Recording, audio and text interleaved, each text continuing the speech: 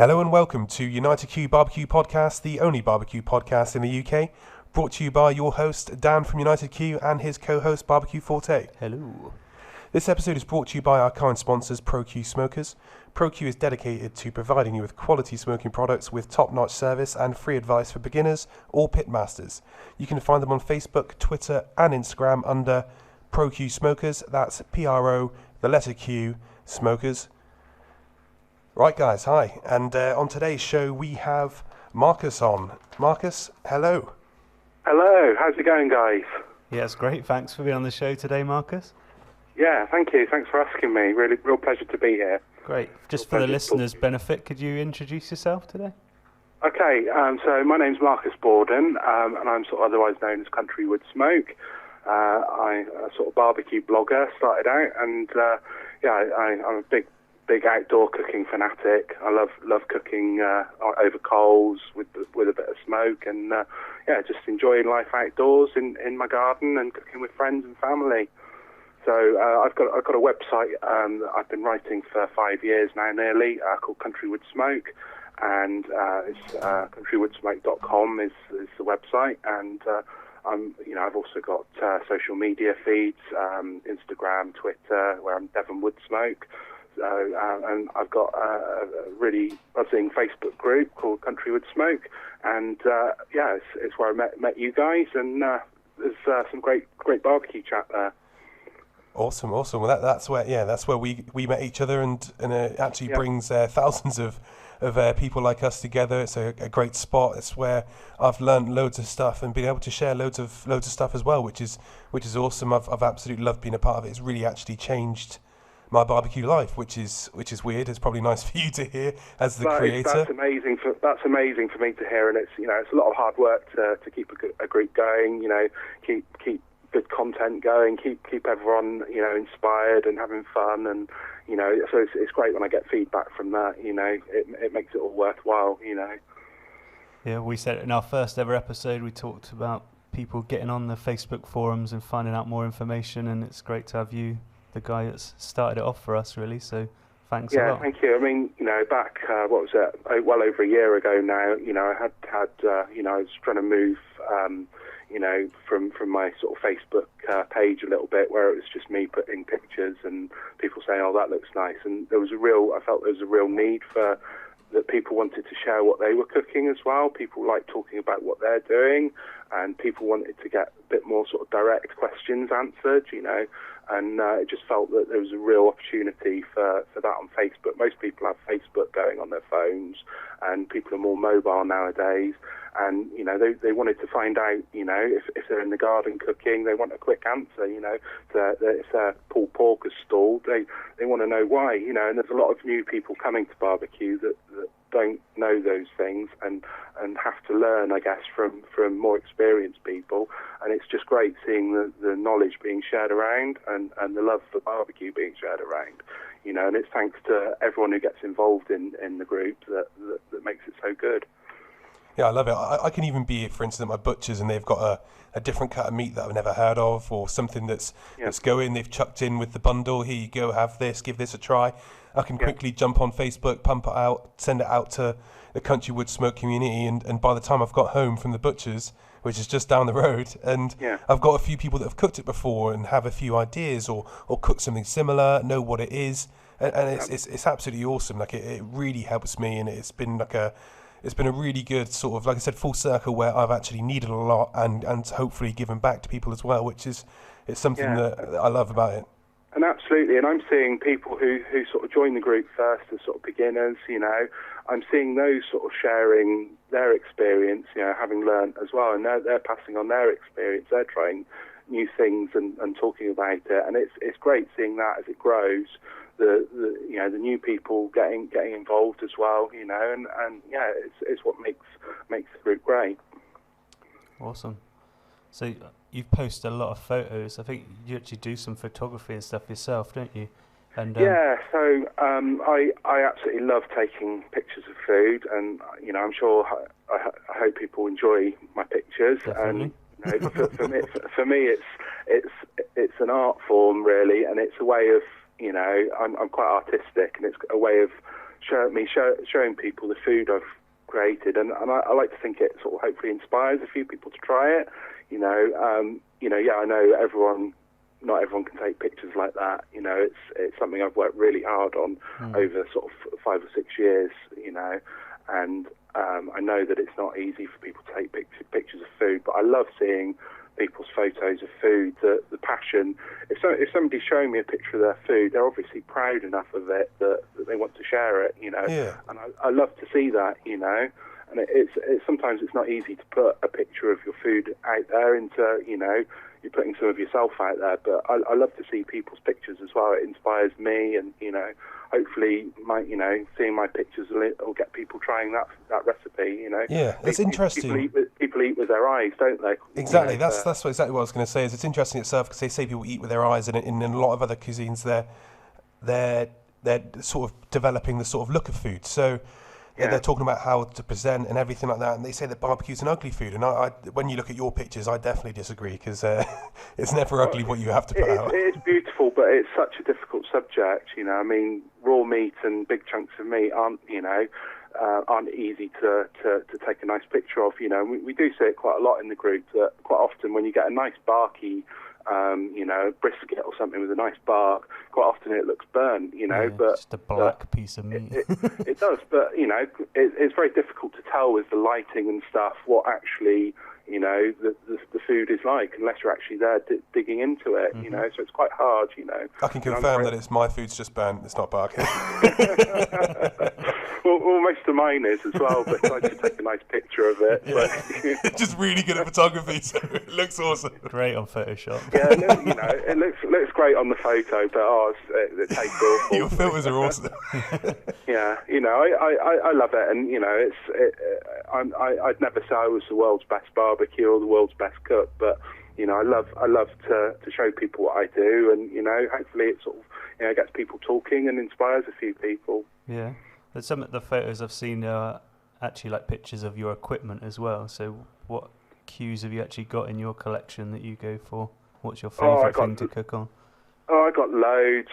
So sort of the very first thing I sort of built in my garden. So about sort of probably about 6 years ago, we moved to the countryside after having our eldest boy Rory. So we moved to the countryside, and we got this lovely big garden here. Nice sort of rural area. I thought, right, I'm going to get cooking. So I built myself a big wood-fired oven.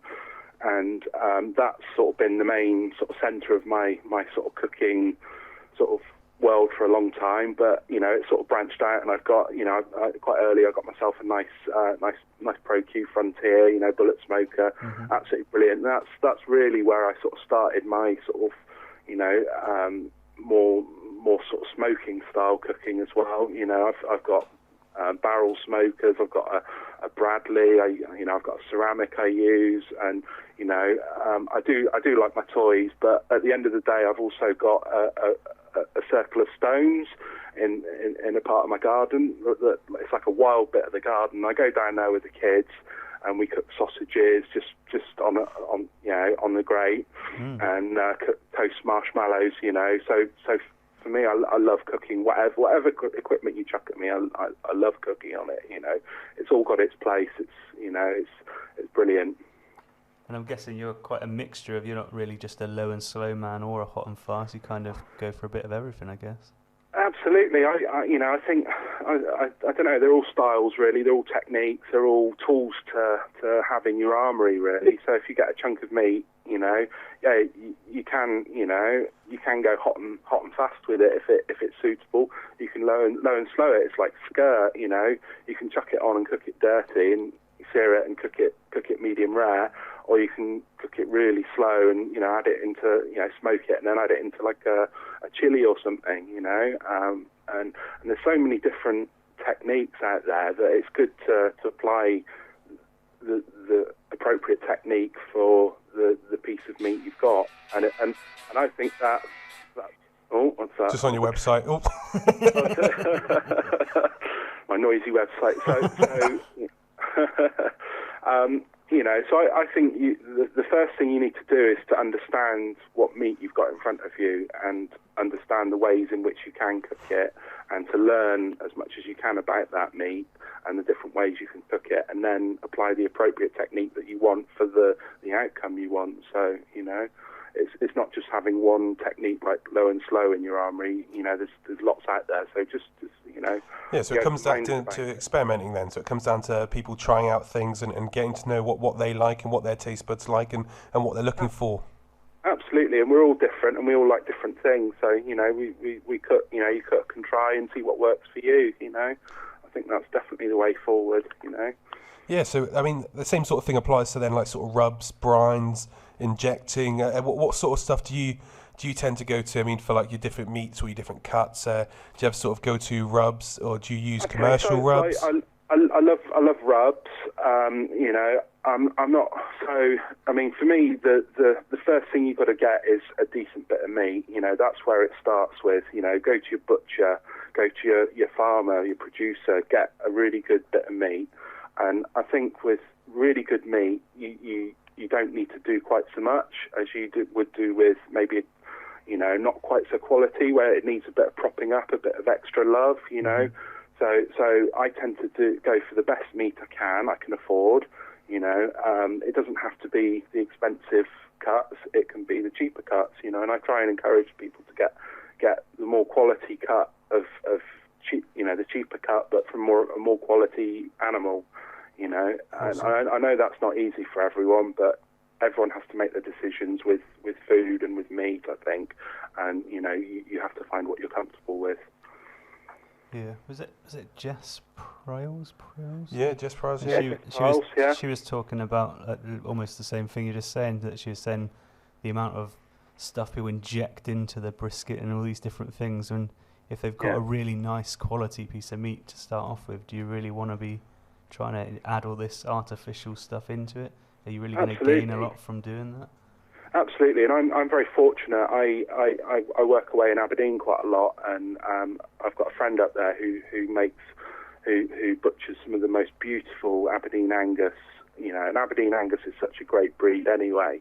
But some of his, and he dry ages it, so he's put all this love into creating all this flavour. And then if I go and put an injection into it, I mask that flavour.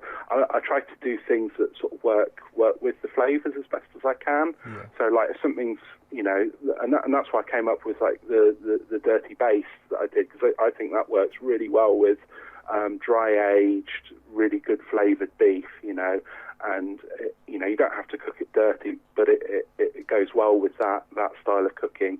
That you baste it when it's red hot, and it works so well on a lot of different beefs, but particularly with well dry aged, good flavoured beef. Cool. So tell us about that dirty base that you just mentioned there. Okay, so when I started chucking bits of beef and bits of meat onto the charcoal, it's got quite a powerful flavour, nice and smoky and quite a strong flavour. So I tinkered with lots of different flavours, sort of marinades and bastes that would work best with that.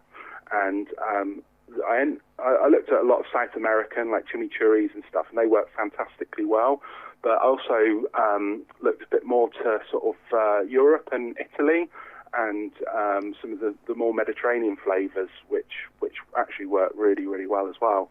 And so it's basically nice fresh herbs, rosemary, thyme, garlic, olive oil, sea salt, bit of lemon, and anchovy as well. And you blitz it all up, and then brush it on when the meat's started to cook already. So once you flipped your steaks for the first time, you brush it on that nice hot surface, and it just soaks into that lovely crust and gives it a really good herby, garlicky flavour that's just amazing. That sounds absolutely lush. I'm going to stop it there and take it back even a step further. So for our listeners that don't know, what is dirty cooking? Okay, so there's two ways you can look at dirty. Either you can look at it as the whole sort of genre of blokey food. It's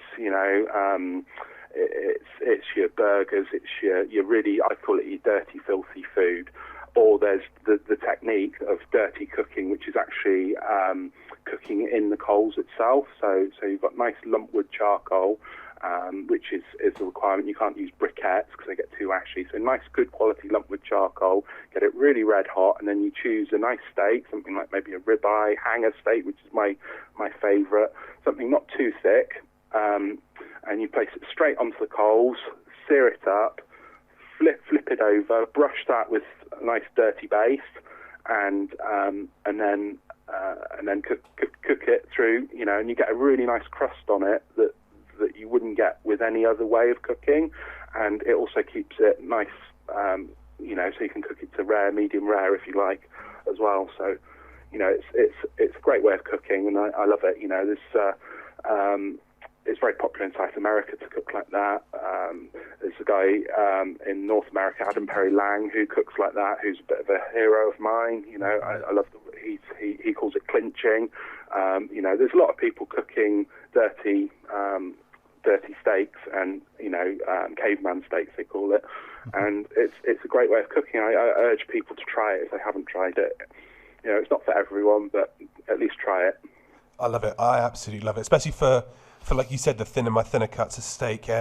So that's your go-to technique for thin cuts. What about your thick cuts? Are you a reverse sear sort of guy for a thick steak?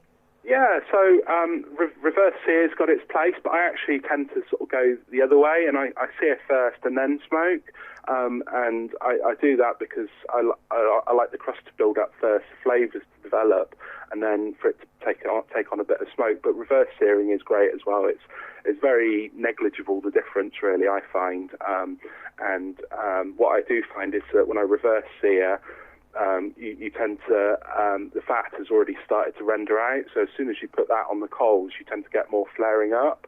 But by putting the meat on first, you tend to get less flaring up around it. So that's really interesting. That's the way it's done in the personal.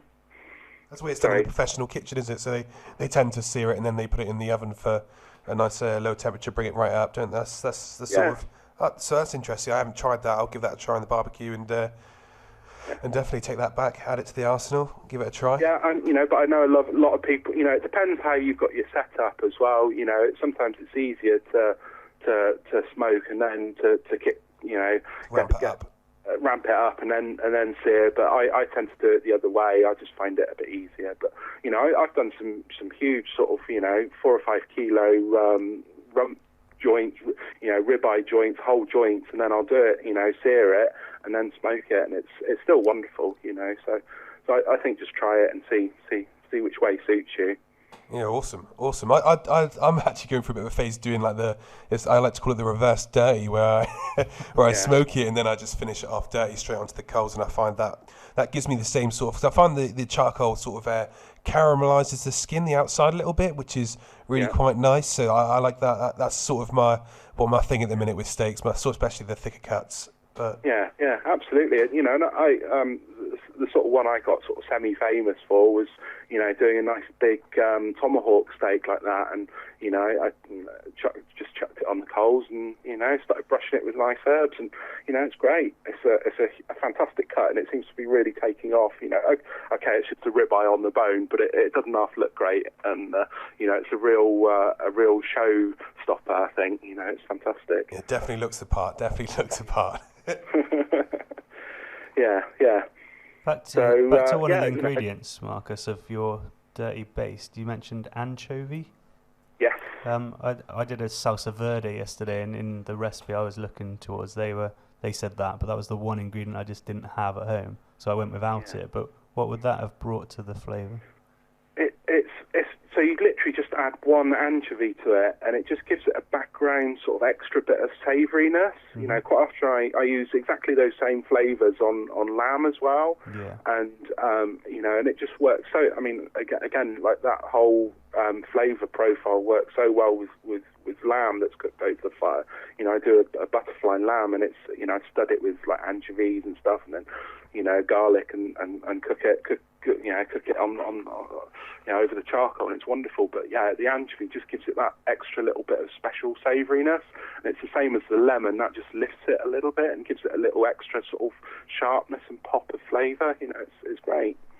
Cool, thanks very much. Awesome. That's the thing. That's something else I want to touch on there, is the fact that some people look at recipes and they see so they haven't got something, so they just turn away from the recipe. They think they can't do it. But that's awesome that I mean, I actually was lucky enough. We spoke about it last week. We had Barbecue Mondays in here, and so BBQForte brought in a bit of his stuffed lamb breast that he cooked yesterday, and it was absolutely lush. So I'm so glad you persevered with it, even though you're missing some ingredients. But I often think that online you can find alternatives, or there's always something. If you've tried something in the past, or again, you can go to forums like CWS and ask them, what can I replace for this? What can I replace for that? There's a lot of recipes online again for a lot of American rubs, and they talk about chilies, teaspoons of chili. And I found out the other day, I didn't really realise. I like things a little bit hot, so I've never really complained. But a lot of these sort of rubs and stuff that I've used from America have always been a little bit spicy, but that's because they use a blend for their chili. It's not quite like ours, so it's a lot less spicy, a lot less powerful. So it's little stuff like that you pick up over time, which is awesome. Absolutely, and I think everyone's got different tastes, and you have to take what you want out of things, and the flavours you like, and what suits your family and your sort of cooking style, and just find your own sort of way. I think, and that's what's so great about it. There is a whole world of barbecue out there, and cooking over fire. I mean, not only as much as we all love the US style, South American style has been so sort of influential on me.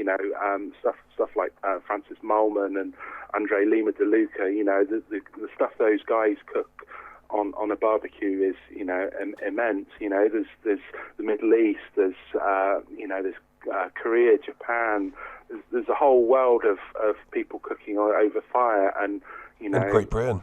It is, and we've got, we get slagged off for our lack of barbecue culture, but actually we've got one of the best, because we are known for cooking, roasts. We are known for cooking big chunks of meat, and we used to cook them on spits and over fires and stuff, real medieval stuff, and that's all been sort of lost, really. So we have got it in us, but we're just sort of rediscovering that a bit now, and it's great to see, really. Yeah, let's bring that back. Definitely, let's bring that back. Yeah, I mean, that's one of the things that sort of first got me back into sort of cooking outdoors. Really, so we just moved to the countryside, and it was my son's first birthday, and I thought, right, what am I going to cook? So it was for a big party, and I said, right, I'm going to cook a whole pig. So I knocked this spit together, and I cooked. I literally just cut down a load of apple and bay. So I cooked over what wood I had, which was apple and bay, and I cooked this sort of 30-kilo pig over. It was blooming hard work. Getting up at 5 o'clock in the morning, but it was things like that sort of got me going, and that's I think people need to try and experiment and have fun with it, and and there's lots of different ways of cooking. It sounds like hard work. You built a spit, chopped down a couple of trees, and then cooked a whole hog. That's good going. Your son's a lucky boy. Yeah. I mean, he was too young to enjoy it, but I'm sure he had a taste of it. But my family and friends loved it, and it's stuff like that that gets me excited. You cook for a big group of friends, and what better way of feeding them with a big chunk of meat? You cook yourself over the fire. I'm going to throw a spanner in here, because I happen to know that you used to be vegetarian, so... my dirty little secret. Yeah, that's all not so dirty. 14 years I was a veggie for, and it surprises quite a lot of people. So. Yeah, to go from that to then saying like what better way to do it than to cook a big chunk of meat. So it's quite an extreme to go from one to the other.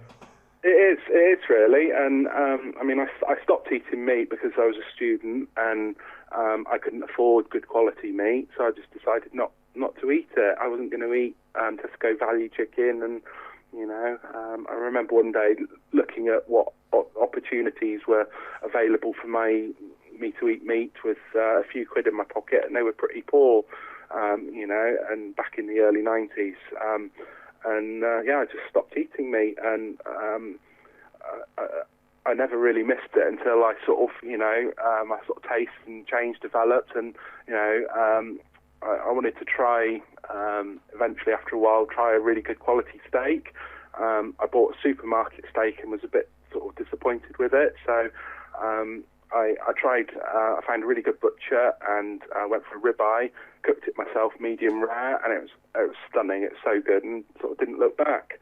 And it sort of grew as like a little bit of an adventure. Then I wanted to try new meats. I wanted to learn how to cook them. I wanted to find out and understand where meat came from, how the animals lived, how they were killed, how they were butchered, and even doing butchery myself and learning all those things and how best the natural progression is how best to cook them. So, I wanted to find out as much as I could, really. That's awesome. That's so. I mean, I'm looking forward to playing this back to all the veggies that I know and hopefully converting them, finding the light for them. Absolutely, but I love to cook fish on the barbecue. I love to cook vegetarian food on the barbecue. I'm quite sort of meaty based, and my wife's always pointing out, oh yeah, you're cooking big chunks of beef again. But I do love to cook simple vegetarian food. I did a fantastic. It was miso and honey aubergine steaks and grilled, and they were absolutely stunning. They were so good. Okay, so for our listeners, they've got a veggie coming around. What's your absolutely favourite barbecue veggie dish? I would say either those miso and honey aubergine steaks, or I was looking for a long time for a vegetarian alternative to pulled pork, and I do a sort of a pulled fennel, so it's fennel bulb that's slow cooked. And then cooked with a lot of butter, and it just makes a very similar texture to pulled pork. And I do that in a nice big roll with some smoked halloumi cheese, and nice chili jam on that. That's probably awesome. what I'd go to. It's so good. That sounds massively interesting. So is that a 225 sort of low and slow cook then? No, so I'd grill it on top, Okay. Get it nice and charred, Okay. and then I'd put it in a cast iron pan with some butter, and cook it, cook it in the butter until it's literally just soft, and so it's got a bit of the smokiness from being charred, and it's so good. Awesome, that sounds absolutely delicious. And can we have a quick run through of the miso and aubergine steaks? Okay, so using brown miso paste and honey, and I think I used soy sauce and a little bit of chili, and made that into a sort of a base, and brushed it on the aubergine slices, grilled them, nice high heat because aubergine likes to be properly seared. Grill them, and then until they're starting to sort of soften up, and then serve with some nice rice. Absolutely lovely. That sounds incredible again, but that's enough of veggie stuff. Let's bring it back to the meat. Starting to get queasy. I'm glad you brought it up though, because I did have it on my notes here. I wanted to mention it because I've cooked it myself off your website, and my family all enjoyed it, so I can definitely confirm it's a good one. Yeah, I honestly, when I hear somebody's tried one of my recipes, that fills me with so much pride, and that they've enjoyed it, and their family have enjoyed a good meal because of that. I get so much sort of, it makes me so proud to hear that. Good. Well, we've enjoyed more than one of your recipes, so you're thank you. Should be very happy. You mentioned about the apple and bay that you chopped down in your garden. What would be your personal favourite sort of go-to wood for smoking food? Okay, so I probably harp on quite a lot about it in the groups, but silver birch. I used it a lot in my pizza oven, and I thought, right, I'm going to have a go at smoking with this because the smoke smells amazing from when I cook with it, and I started using it, and it's lovely. It's somewhat, I think it's somewhere between sort of maple and pecan, and it's got a very. I've cooked with it at events, and literally it just stops people in their tracks, and they say, "Wow, what is that smoke?" And it is great. But if I'm doing sort of a standard American style sort of barbecue, maybe something like brisket or beef ribs, I quite like mixes. And I heard the guys talking last week about mixes. My personal favourite is a little bit of hickory, a little bit of pecan, and I quite like a little bit of cherry for colour as well and sweetness. And that would be sort of my American style mix of woods. I love mixing up and trying different smells and different smokes. I'm quite often to be found, with a pile of coals or in my indoors wood stove, just trying different little bits of wood and herbs and stuff and seeing what smoke they produce. A recent one that I tried that was really good, I was sent some cocoa shell. Yep. And I did some beef ribs with it, and the smoke was amazing from that. It was very, almost tobacco-like, but it was very sort of musty, but fantastic, and it went really well with the beef and gave a beautiful smoke ring. I was really proud of that. It was good. I'm looking forward to use that a lot more. Do you remove the bark on that silver birch, or does that stay on?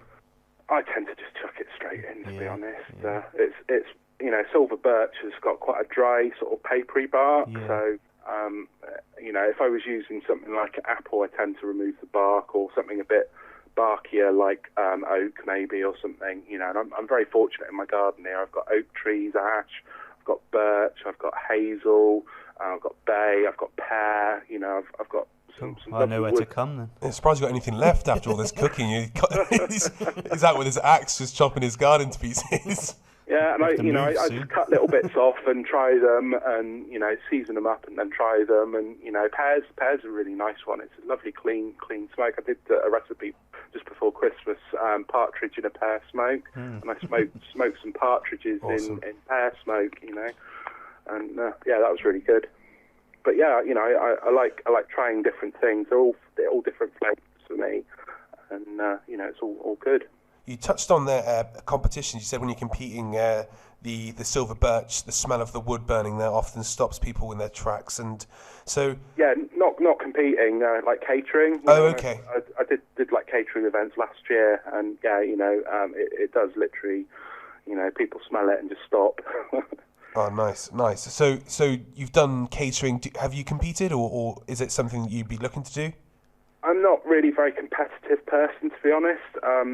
I quite like the idea of it, I love going to grill stock, I've been going for a fair few years now since it first started, and I love going along and talking and chatting to people, but I'm not really sort of a particularly competitive person. I love judging, last year I got to judge at grill stock in Bristol, and I absolutely loved it. It was fantastic, but I'm just not competitive to want to sort of cook at them, really. So yeah, awesome. So catering, so do you, I guess, sort of catering, you sort of cook what you cook at home then? Is that what you do for your, so how's that done into large numbers? Do you have to change your recipes at all, or? Yeah, so I sort of my day job's been a bit fraught in the oil industry. It's been a bit quiet last year, so I had to go at catering, and it's really tough. It's I've got the utmost respect for anyone who does it sort of week in, week out. It's really hard, and I was different events. I was cooking like eight whole pork chops for pulled pork, and I was trying different things. I was trying like my mocha beef at events, and and it's very hard to make good money using, I was using range meats, and it's really hard to make money. So you have to think of what you can what you're trying to achieve with it. Are you just there to make money, or do the absolute best you can, or it's very difficult catering. I can see that completely. Yeah, definitely. Yeah, I've been thinking about it myself, and the sort of food that you cook at home, you want to share that, don't you? But trying to produce that on such a large scale and knowing how many people are going to be there, it's not as easy as people just initially think. Oh, I cook really nice food at home, it'll be easy, I'll go and start this up.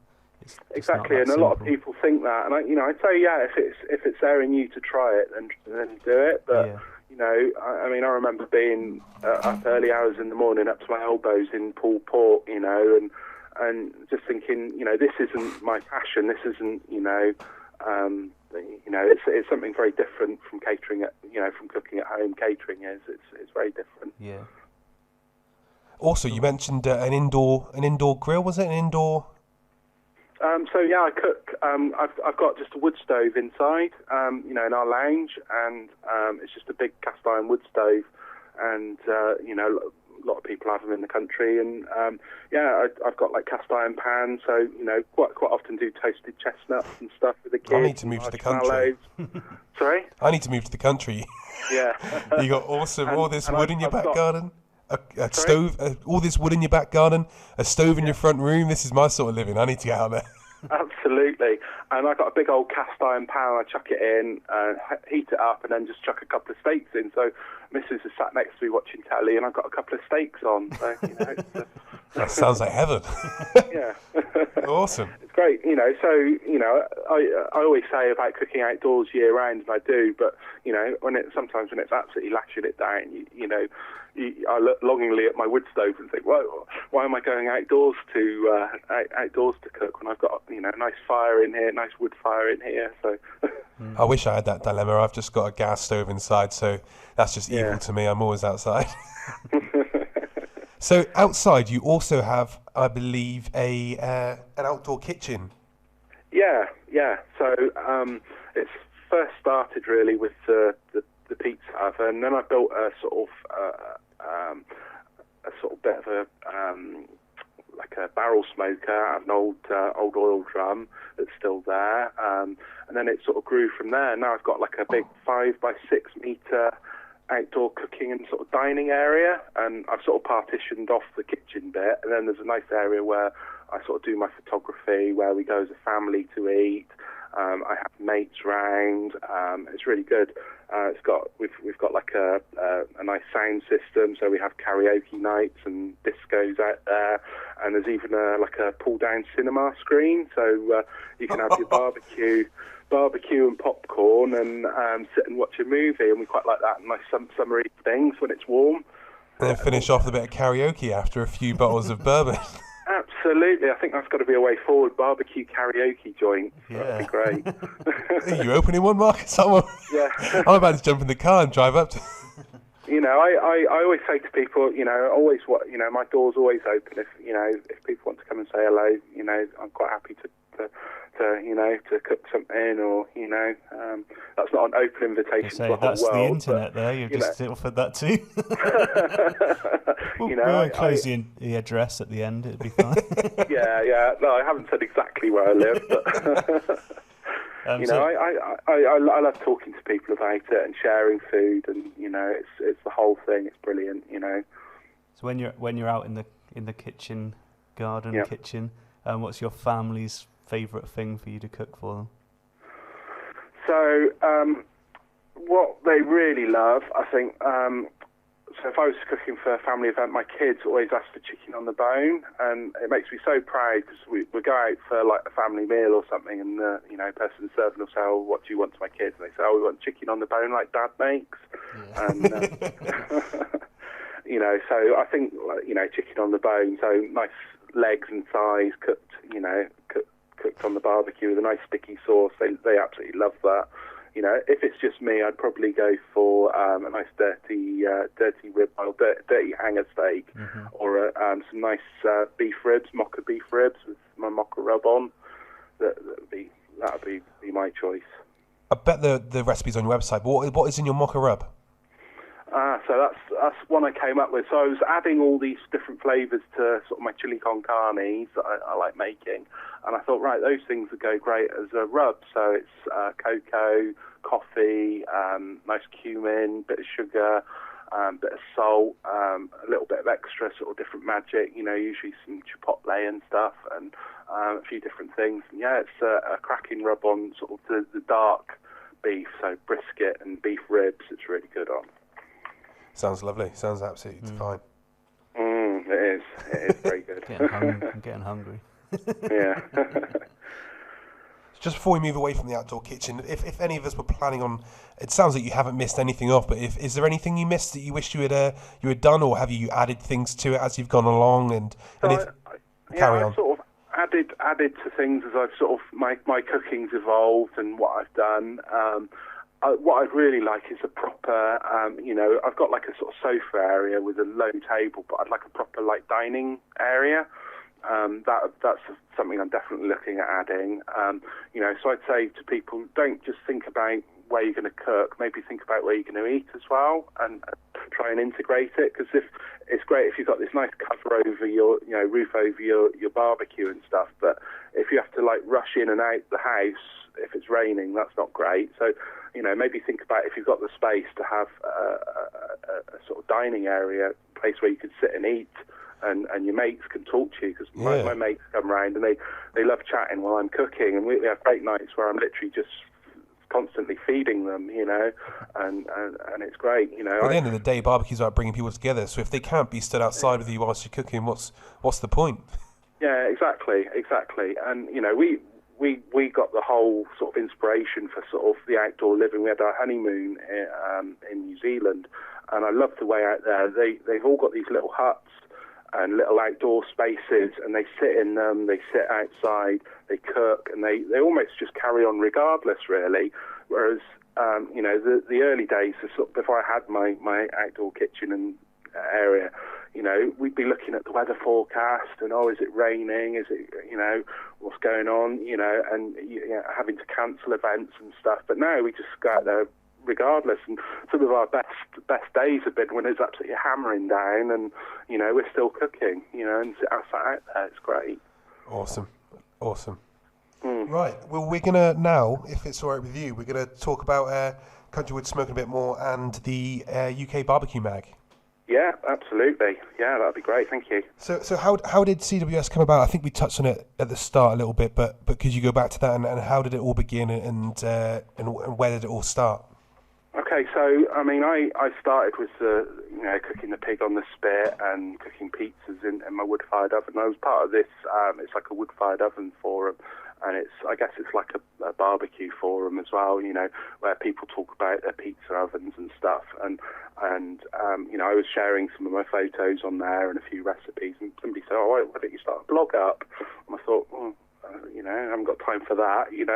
And I sort of started it, and I started with my first posts from sort of, almost 5 years ago, basically detailing my build, how I sort of built my pizza oven, and it sort of grew from there. People, I was putting recipes on and people were loving it, and nobody else seemed to be doing it at the time. It was everything was sort of very chefy. All the blogs, food blogs were about cupcakes and nice posh meals and stuff, and there was nobody doing. The real men had nowhere to go, so they found Marcus. It did. Yeah, it just seemed like people want to talk about their barbecue and learn about it, and it was.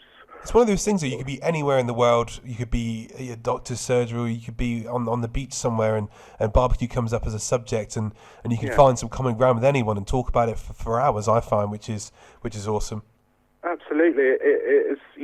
It is the thing that brings people together. I always say you don't invite your mates over for a microwave. You don't say, right, I'm firing up the microwave, let's go for it. You don't do that. You say, and barbecue and cooking outdoors is about the social events. It's about the great experiences in life. It's about time with your family and friends. And I wanted, when I started, I wanted to make it as easy as possible. So I got fed up with flipping burgers and hot dogs. So I started looking at cooking big chunks of meat, and it makes cooking for a party so much easier. It's really good. Awesome. So who is CWS aimed at? Who is Country Wood Smoke aimed at? Absolutely everyone. There's recipes on there for beginners, people who've never cooked on a barbecue before. I try and keep it interesting for people who are already into it, and try and do some more sort of technical and using different ingredients. I like sort of I like to include everyone. I think, there's a place in barbecue for everyone, and, I try and include everyone as best as I can. I'm not a competition cook, and, I don't really go into competition details. There's places that people can find out about that, but, I quite happily talk about it and flavours and things, and, I try and include everyone. Awesome. That's great to hear, because that is something that I actually felt when I first joined. Is I was predominantly a griller. I've come from a sort of grilling background, loved grilling, and also in a bit of charcuterie, so cold smoking. And then I came in as a beginner, and I mean, now I still consider myself to be a beginner because I'm constantly am still learning. So even though I do feel like I put out some really good cooks and stuff, and I was always into cooking, but I still consider myself to be a beginner because I'm constantly learning, and there's so much more knowledge out there that I want to pick up on. So I find that the forum and your website to be a great place for that. Thank you. You know, and American barbecue at the moment is really big. You know, it's really growing. It's popular. It's in newspapers. It's on TV. It's something. You know, in the UK, it's something that is really going through a massive growth. And my worry's always been that it's like going to be like burgers, and it's a trend, and one day it goes. You know, you know, I always try and encourage people. Yes, we love American barbecue. We love ribs and brisket, but there is a whole world of cooking on fire that out there.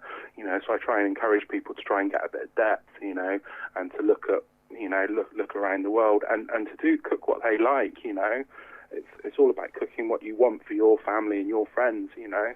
Yeah, Ben mentioned it earlier, but Jess Prowse, I'm going to go back to again. She was saying the other day that in Australia in their competitions that the barbecue's just there, sort of blown up over there a bit more as well. Obviously, again, barbecue's always been something that's been associated with Australia anyway, throwing another shrimp on the barbie, etc., stuff like that. But it's really blown up in the scene across there. And she was saying that actually what they do is just so they have a beef section in their competitions, and you can turn in whatever you want. It can be. Yeah.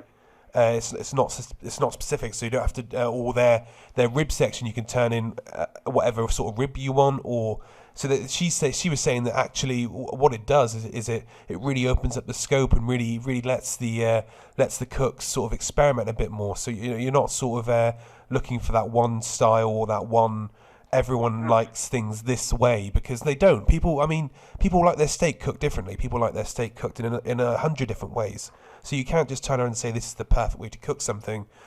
I don't believe anyway. So I really actually liked that way that she was saying that the Australian competition scene's going, and also it sort of lets Australia identify itself in the barbecue competition world, which I find really interesting. Absolutely, and I think, you know, if we try and copy exactly what they do in America, they have so many different regional variations of barbecue in the States. You know, if we try and copy exactly what they're doing, I think we ought to try and develop our own style a little bit as well, and our own British regional barbecue style. Yeah, definitely all for that. That's kind of the ethos behind my Great British Barbecue offer is all about Great British barbecue. And trying to make sure we're showcasing what we do in Great Britain with our barbecue. And we're going to get some inspiration. We've got such amazing produce here that they simply haven't got access to in the States. You know, we've got wonderful like salt marsh lamb, you know, goat, something that I'm thinking is going to be, you know, really good, really popular, and, you know, got real potential. You know, some of our amazing seafood, you know, it's you know, our beef is the best in the world, I think. You know, British beef. We just have to learn how to sort of use it, you know, to make the best of it, I think. Goat's something I've been wanting to try for a while now. I still haven't got around to doing it, but it was on that Jimmy and Jamie Oliver's program a little while ago. I've been trying to get my hands on a whole goat and giving that a go. Something I'm really interested in. Let's cook it up. Let's chuck it on a spit and cook it up. Let's do it. Yeah, I mean, I absolutely love lamb, and it's meant to be like, I've tried goat anyway, but it's meant to cook very similarly to lamb and stuff. So I'd be really interested to try that out and give that a go on the barbecue. Yeah, absolutely. I mean, I'm going to be doing quite a lot with goat this year. You know, looking, I've had some sort of older goat, and it's quite strong flavoured. But you know, again, it's same with older lamb is mutton. You know, and that's quite strong flavoured. So, you know, I'm going to be trying to get some sort of nice kid goat and cooking with that. And you know, I think there's real potential there. Awesome. That sounds incredible. I'll be watching that space because it sounds like you've got some things planned, and hopefully we maybe me and BBQForte can get to come up and try some of it at some point. I'll do it. It'd be a pleasure. Anytime. Also, we were also lucky enough to be presented with the first edition of the UK Barbecue Mag. Okay. Yes. So where did this come from, and where's it going? So again, you know, when I started like the Facebook group, you know, I saw there was a massive opportunity there, a bit of a gap that nobody'd done. Same as the blog, you know, and I thought that there was a real opportunity for more, you know, because on the Facebook groups, content just comes and goes very quickly. But sometimes people like a more relaxed way to read stuff and learn, So I thought, why not a magazine? And, I certainly felt that there was a really big space for that. And I just thought, right, one day I'm going to get on and do it. So I did. And the first issue, there's a great team of guys who've become a part of it, like a core team. BBQForte is one of them. Yeah, I am indeed. He put, a great recipe in for your upside down pineapple cake, and talked about the Great British Barbecue, and I think it's nice to have a space for barbecue in the UK to be sort of talked about, and to hopefully encourage people a bit more to try different things. It's just another way of sort of hopefully inspiring people. Yeah, it's interesting you said it, you came across that, you said that there, because I quite often, actually, that is one thing about the Facebook, as I go on, I've seen something awesome, I go back on because I want to cook at the weekend, and I can't find it anywhere. It seems like it's vanished, just scrolling and scrolling and scrolling. So actually, I hadn't thought about that aspect, but yeah, that is an awesome part about it. It sits there, and you have that magazine to open up to whatever page you're on. You know exactly where the recipes were, and you can pick up from wherever you were. So yeah, I can see that as another awesome side to it. That it can give a voice to different people. I've got some great people lined up for the future. I mentioned him earlier, Andre Lima De Luca. He's a real inspiring guy. He's putting a couple of recipes together and an interview I've been talking with him about, and it's going to be great. I love there's butchers involved. Steve West. He's an absolute legend. He's in butchery circles, and he was in there in the first issue. It's hopefully so that some of these guys who aren't known by different people can learn about. Well, I thought it was awesome. I mean, you quite often expect, like with first episodes, like our first episode was us just trying to get to know the equipment and just chatting, so it's probably quite poor. And but with first things you think, oh yeah, but actually the first edition was awesome. I absolutely loved it. It was really good, looked amazing visually, and had loads of stuff in there. So I'm really looking forward to the future with that, and hearing sort of some of the stuff that you've got in the pipeline there sounds fantastic. Yeah, and I want to include everyone into it. So there's going to be stuff for backyard cooks. There's going to be competition stuff, and a few of the guys in some of the top competition teams have agreed to give some tips and some ideas and techniques, and so there's going to be plenty in there for beginners as well. I want to try and encourage people to try new things, and I've got a few sort of international barbecue legends who've asked to be involved as well. So there's lots of exciting stuff coming up. Oh, amazing! When are we likely to see the next edition being released, Marcus? So that'll be out on the 23rd of February, so I'm busy on that at the moment, putting it all together, and it's looking really good. So, cool. Well, not long for us to wait then, ideal. Looking forward to it. The first issue has absolutely blown away my expectation, and there's so many people have subscribed to it and looked at it and got involved and talking about it. It's more than I could have ever dreamed of, How do our listeners access it? How do they subscribe? Let them know. Okay, so there's a link on countrywoodsmoke.com. You see the front cover of the first issue of the magazine. There's ukbarbecuemag.com. It's the website. It's got Facebook and Twitter. So all using UK Mag. It's got a busy Twitter account. I'm sharing lots of good stuff that I find. So yeah, it's pretty easy to find. Or just Google UK Barbecue Mag, and that'll take you straight to it. Cool. Awesome. Well, at that point there, I'm going to thank you very much for coming on. We're approaching the hour mark, and I like to keep the episodes about here. So I'm gonna stop you there, even though I could talk forever with you. It's been a great show. Thank you very, very much for coming on. And if you could just leave everyone, I know you just said about the barbecue mag, but if you could just run through where people can find you again in case they missed it at the start. Okay, so my main site is countrywoodsmoke.com. I've got a couple of other sites, ukbarbecuereview.com, where I talk about equipment, and there's a great barbecue map on there that I'm trying to keep up to date with. That's really, really good. And I've got ukbarbecuemag.com, which is for the magazine. I've got on Twitter, I'm at Devon Wood Smoke and at UK Barbecue Mag. I'm on Instagram, I'm Country Wood Smoke, and let's connect. Awesome, guys. Follow, tweet. Do everything you need to do, guys. And thank you very much, Marcus. It's been an absolute pleasure to have you on, and really enjoyed it. Really enjoyed talking to you. Thank you. It's been amazing. Really, really love chatting with you guys. Thank you. So thanks for tuning in, guys.